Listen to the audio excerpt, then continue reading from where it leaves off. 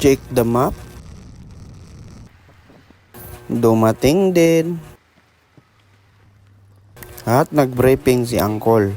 Manana, pilot road, patag na siya. Naidyan siyang dito na pakalibungan, patoo, pawala ang panimawa. So, dito sa What's up, guys? Napunta sa bagong vlog o kulba ni, kinabuntagan ni. So, narimi sa panihawa. Winch, tapos papagyod ang gidala sa mga guest. Stop ko karon sa organizer. Tanaw na to din sa mitabo. Lord, man, help me. At yun nga, agawin na padasal tayo kasi tayo yung magdadala ng mga guests at mag-cater sa kung ano mang kailangan nila. Kaya excited at medyo kinakabahan. Along the way agaw ay mayroon nga pala tayong madadaanan na Sapa River. At isa ito sa mga na-briefing ni Uncle. At kagaya ng mga ibang hike agaw, this is a friendly hike, so no worries, para ka lang nag-e-exercise sa morning na walang kahirap-hirap. Dalawang grupo nga pala sila itong ngayon agaw sa tour na ating inasikaso.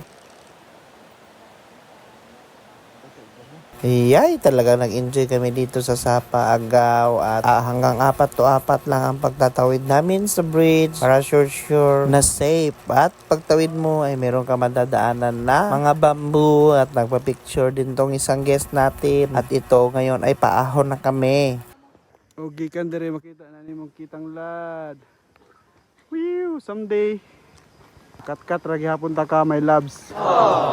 Fast forward natin ng konti kasi may patag dito na parte agaw kung saan nag-chill lang kami, nagwa-walk dito. At tanaw mo na yung range. At sa pacing natin agaw ay in-enjoy lang ng guest namin yung trek, kaya umabot kami sa mga himigit 1 hour lang. At hindi rin tumagal ay kinukuhanan din natin sila ng mga solo drone shoot agaw. At marami pa ang iba magagandang shoot na in-upload sa social media. Makaka-refresh talaga ng utak pag andito ka na sa top nagpa-picture. Kasi yung view agaw ay magbibigay sa iyo ng refreshing na para bang ang sarap ulit-ulitin. Kaya tara agaw, sama ka na sa mga susunod nating gala. Ang mga schedule ay ilalagay natin sa comment section. At kung meron ka pang mga tanong, tara pag-usapan natin.